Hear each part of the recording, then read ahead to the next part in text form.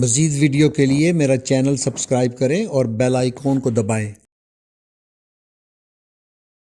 بسم اللہ الرحمن الرحیم۔ سورہ الشعراء آیات 123 سے 166۔ عاد نے رسولوں کو جھٹلایا، یاد کرو جب کہ ان کے بھائی ہود نے ان سے کہا تھا، کیا تم ڈرتے نہیں؟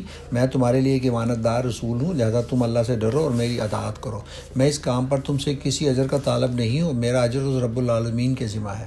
یہ تمہارا کیا حال ہے کہ ہر اونچے مقام پر لا حاصل ایک یادگار عمارت بنا ڈالتے ہو اور بڑے بڑے قصر تعمیر کرتے ہو، گویا تمہیں ہمیشہ رہنا ہے، اور جب کسی پر ہاتھ ڈالتے ہو جبار بن کر ڈالتے ہو۔ بس تم لوگ اللہ سے ڈرو اور میری اطاعت کرو۔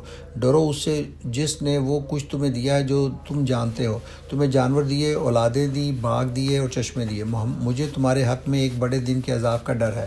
انہوں نے جواب دیا، تو نصیحت کر یا نہ کر، ہمارے لیے سب یکساں ہیں۔ یہ باتیں تو یوں ہی ہوتی چلی آئی ہیں اور ہم عذاب میں مبتلا ہونے والے نہیں ہیں۔ آخرکار انہوں نے اسے جھٹلا دیا اور ہم نے ان کو ہلاک کر دیا۔ یقیناً اس میں ایک نشانی ہے، مگر ان میں سے اکثر لوگ ماننے والے نہیں ہیں، اور حقیقت یہ ہے کہ تیرا رب زبردست بھی ہے اور رحیم بھی ہے۔ سمود نے رسولوں کو جھٹلایا، یاد کرو جب کہ ان کے بھائی صالح نے ان سے کہا، کیا تم ڈرتے نہیں؟ میں تمہارے لیے ایک امانت دار رسول ہوں، لہذا تم اللہ سے ڈرو اور میری اطاعت کرو۔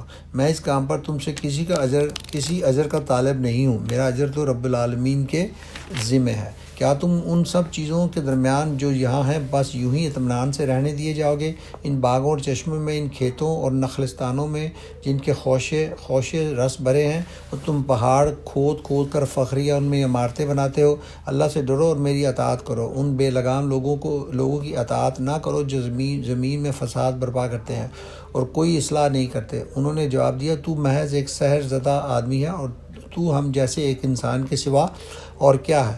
لا کوئی نشانی اگر تو سچا ہے۔ صالح نے کہا، یہ اونٹنی ہے، یہ دن اس کے پینے کا ہے اور ایک دن تم سب کے پانی لینے کا۔ اس کو ہرگز نہ چھیڑنا ورنہ ایک بڑے دن کا عذاب تم کو آ لے گا۔ مگر انہوں نے اس کی کوچیں کاٹ دیں اور آخرکار پچھتاتے رہ گئے، عذاب نے انہیں آ لیا۔ یقیناً اس میں ایک نشانی ہے، مگر ان میں سے اکثر ماننے والے نہیں۔ اور حقیقت یہ ہے کہ تیرا رب زبردست بھی ہے اور رحیم بھی۔ لوط کی قوم نے رسولوں کو جھٹلایا، یاد کرو جب ان کے بھائی لوط نے ان سے کہا تھا، کیا تم ڈرتے نہیں؟ میں تمہارے لیے ایک امانت دار رسول ہوں، لہذا تم اللہ سے ڈرو اور میری اطاعت کرو۔ میں اس کام پر تم سے کسی اجر کا طالب نہیں ہوں، میرا اجر تو رب العالمین کے ذمہ ہے۔